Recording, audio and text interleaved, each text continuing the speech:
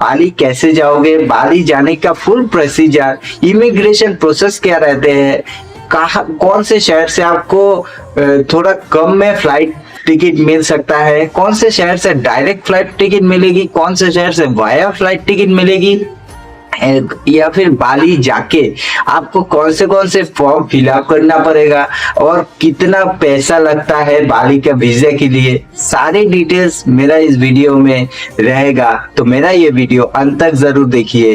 जैसे कि बाली जाने के लिए सबसे पहले जो चीज चाहिए वो इंडियन पासपोर्ट, और जिसका वैलिडिटी डेट होना पड़ेगा कम से कम 6 महीना।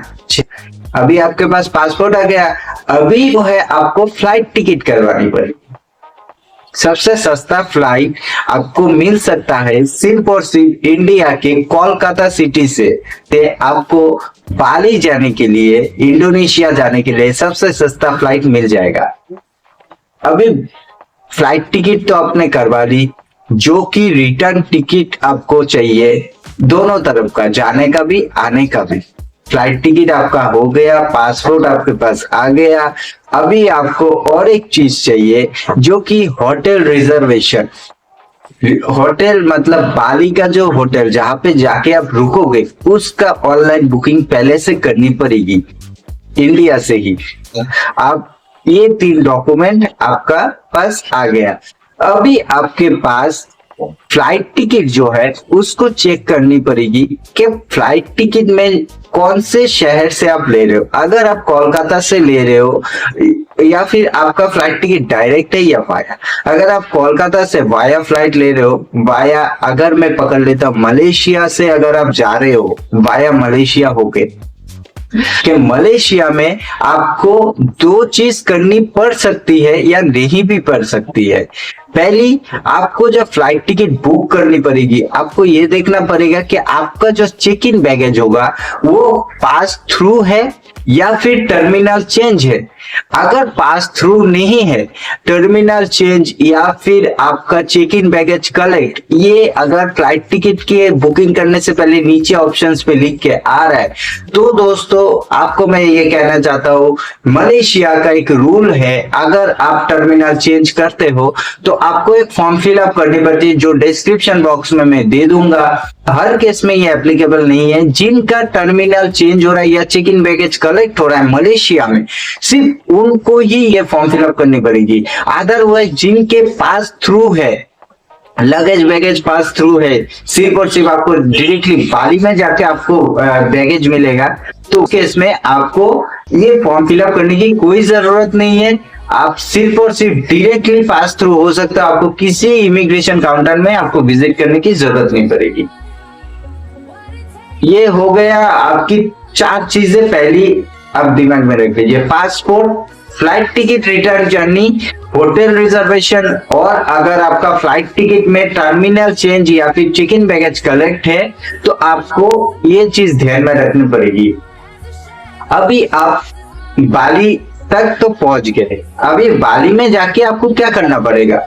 बाली में जाके आपको वीजा ऑन अराइवल का पेमेंट करनी पड़ती है। जी हाँ, वीजा ऑन अराइवल इंडियन के लिए बाली में होता है वीजा पर passport, flight ticket, hotel reservation, और ये मलेशिया का अगर आपका फ्लाइट टिकट में इशू है तो आप बाली पहुंचने के बाद आपको वीजा ऑन अराइवल का पेमेंट करना होता है। वीजा ऑन अराइवल का पेमेंट करीब करीब हमारे इंडियन रुपीस पे 3000 रुपए के करीब करीब आता है, जो कि आपको वीजा ऑन अराइवल में वहां पे जाके INR नहीं चलेगा, आपको इंडिया से आपका जो INR है वो कन्वर्ट करके लेके जाना पड़ेगा। या तो आप US डॉलर में कन्वर्ट कर लो या फिर IDR जो इंडोनेशियन रुपया होती है उसी में कन्वर्ट कर लो। ये 2 चीज होती है। और तीसरी चीज और एक चीज से आप पेमेंट कर सकते हो, वो है क्रेडिट कार्ड। अगर आपके पास अमेरिकन एक्सप्रेस है, जैसे ये सारे क्रेडिट कार्ड होते हैं, ICICI बैंक पे INR नहीं चलेगा, INR से आप पेमेंट बिल्कुल नहीं कर सकते, INR एक्सेप्टेबल नहीं है बाली में। अभी आपको यहाँ से करेंसी एक्सचेंज करके जाना पड़ेगा। तो ये सारी चीज हो गया। वीजा ऑन अराइवल का पेमेंट हो गया आपका।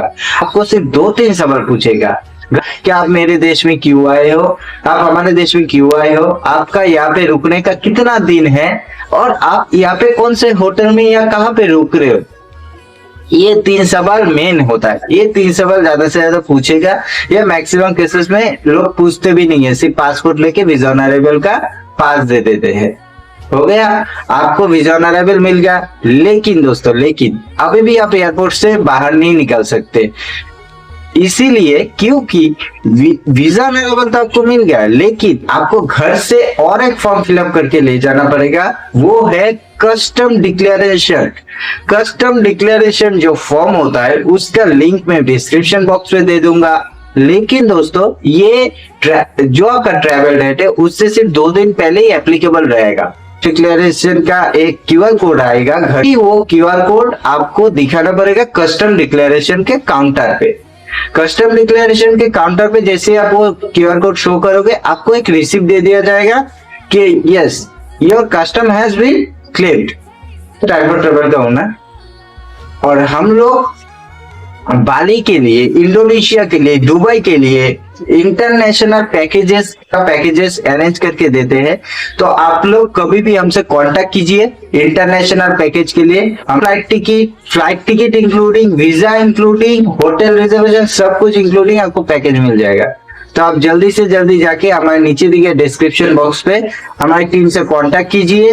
जो फेसबुक पेज लिंक वगैरह दिया हुआ है, आप वहाँ पे जाके कांटेक्ट कर सकते हैं हमारी टीम से, जो कि आपको बाली का पैकेज मिल जाएगा। या फिर बाली छोड़कर अगर आप किसी और देश में और कंट्री में विजिट करना चाहते हो, यूरोप, अमेरिका या मिडिल ईस्ट या फिर किसी और कंट्री में, एशिया में कहीं पे भी, या फिर इंडिया में कहीं भी घूमना है, तो मेरा ये वीडियो अगर आपको इंफॉर्मेटिव लगा तो मेरे चैनल को लाइक, शेयर एंड सब्सक्राइब जरूर कीजिए।